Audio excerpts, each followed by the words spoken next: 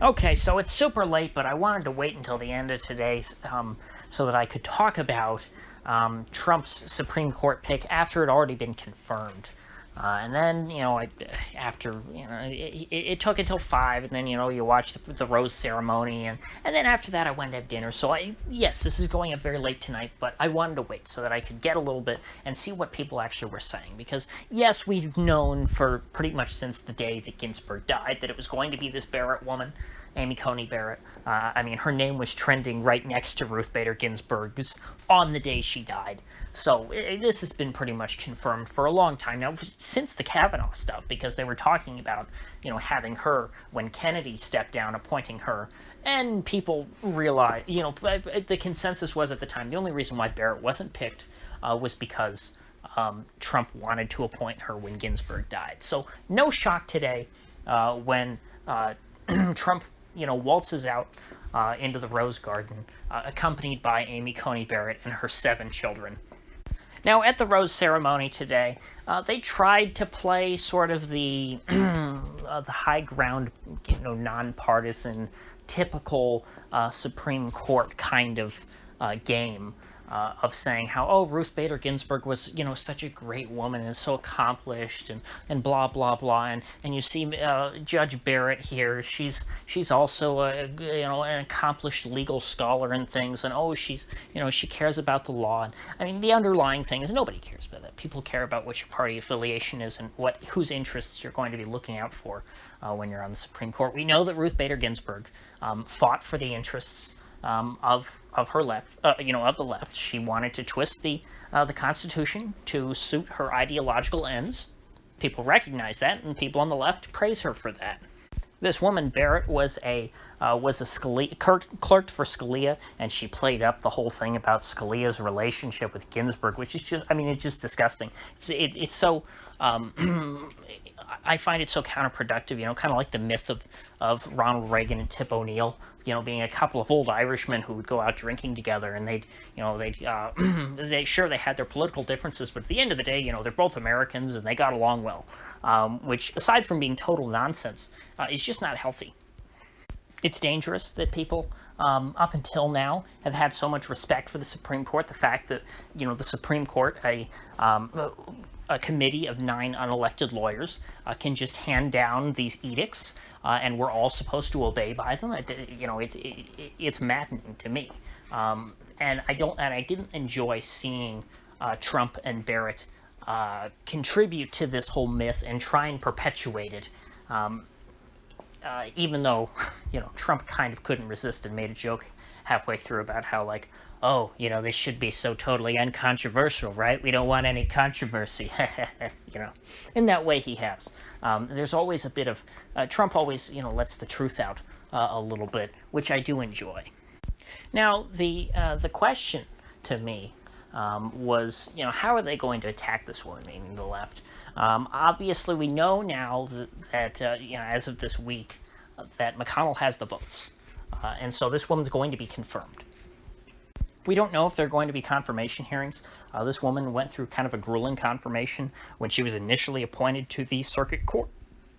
And so, I was kind of on the fence about whether or not the Republicans should try to have more confirmation hearings or just go straight to a vote and, do away with any pretense. But, now that I've seen the left's reaction to her, I think that it would be a grave mistake for the Republicans to skip confirmation hearings because it would look like they're trying to hide things and be shady.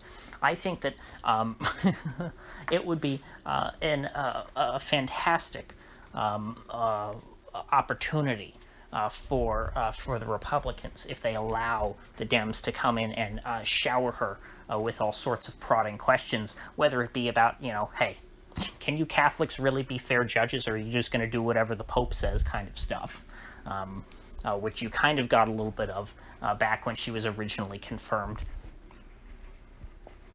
But honestly, do people really care about that? I think it was Scott Greer that said not too long ago that evangelicals are much more offended by anti-Catholic bigotry than Catholics are themselves. Which, I think is an interesting statement. It's kind of like saying that they are they're offended on behalf of people, sort of in a virtue signaling kind of way. Non-Catholic Christians want to virtue signal against, anti-Catholic bigotry in the same way that white people, white liberals, want to virtue signal against anti-black racism. The point to which being that, if you have these confirmation hearings for Barrett and you have these non-Catholic senators, grill her over whether or not, she's able to be a fair judge, considering that she is a practicing Catholic, it's not really going to offend Catholic voters and energize them to vote Republican. All it's going to do is energize evangelical Christians to vote Republican.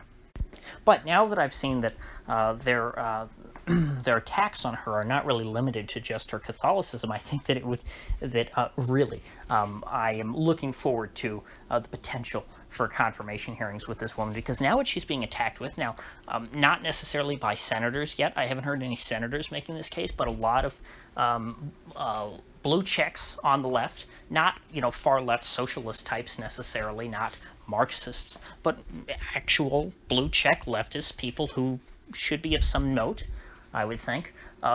They're journalists, plenty of those. They're making the case that the problem with this Barrett woman is not that she's a Catholic, it's that she adopted black kids. Amy Coney Barrett has 7 children, but she only gave birth to 5 of them. The other 2 she adopted from Haiti. And I didn't know this, but apparently the SJW types very much do not like what they call, I'd never heard this term until tonight, but they're not fans of transracial adoption. Apparently that's a very problematic concept, and it leads to all sorts of terrible trauma. Supposedly, the theory goes that black kids should be raised by black families, and that if they're raised by white families, well, then they just turn out to be white kids, and they lose their sense of identity, which I don't even know where to start with that. I'm not surprised, but at the same time, I mean, to hear them come out and say this and attack this woman for adopting black kids from Haiti. Like, what, do you think they'd be better off in Haiti, where they'd be, either starving or maybe have to sell themselves, as into prostitution or something? I mean, Haiti is a terribly, a horribly impoverished island, or, well, not island, half of an island, and any kid that can get out of Haiti and be adopted by a rich American family, there's no question that they're better off, unless that, rich white family turns them into a slave or something like that. But, people are dead serious. They're calling this woman a colonizer, that this is, oh my gosh. And there was there was one blue check who said, no, these white supremacists have done this, for generations. The Nazis took Aryan-looking kids from Poland and adopted them off to German families, and members of other, people in other empires would go in and poach kids from the, from conquered peoples and have them be raised by the families of colonizers. Of course, I haven't seen anyone cite this, but Andrew Jackson is a good example. He adopted 2 Native American children, but also was, one of the one of the worst presidents in American history for, Native American people. And, so if I really want them to pick this hill to die on, that adopting black kids is racist, that you're a bad person if you're a white woman who adopts black children and raises them as your own. Because I don't think that most people in America have ever heard this argument. It would never occur to them, and I think that it would be so grossly offensive to 99% of all Americans. I really, really hope that there's some Democrat senator who wants to be a hero to the wokesters and make this their, take a stand on this particular issue. Now, I doubt it, because I don't think any of them are quite that dumb, but there are some certain senators who, because remember, what is the point of a Supreme Court confirmation hearing? It's so that senators of the opposing party can get in sound bites and can go off and make, a bunch of bold statements. Like this happened during the Kavanaugh hearings. You had Kamala Harris, essentially making her pitch for president by, being prosecutorial and asking tough questions to Brett Kavanaugh. It was all, nonsense political theater. But if there is some young upstart senator who thinks that they want to run for president someday, then they are going to want to try and have a big moment during this woman's confirmation hearing. This is a great opportunity, and so maybe one of them will say, hey, I keep seeing a bunch of people on Twitter talk about this whole idea that adopting black children is racist. Maybe I should bring this up and grill this woman for adopting black kids and call her a racist. I really want to see that happen. I could see someone like a Kirsten Gillibrand do that, because Kirsten Gillibrand has taken, the most absurd woke arguments in a blatant acts of pandering to the blue check left. I mean, just think what amazing TV this would make.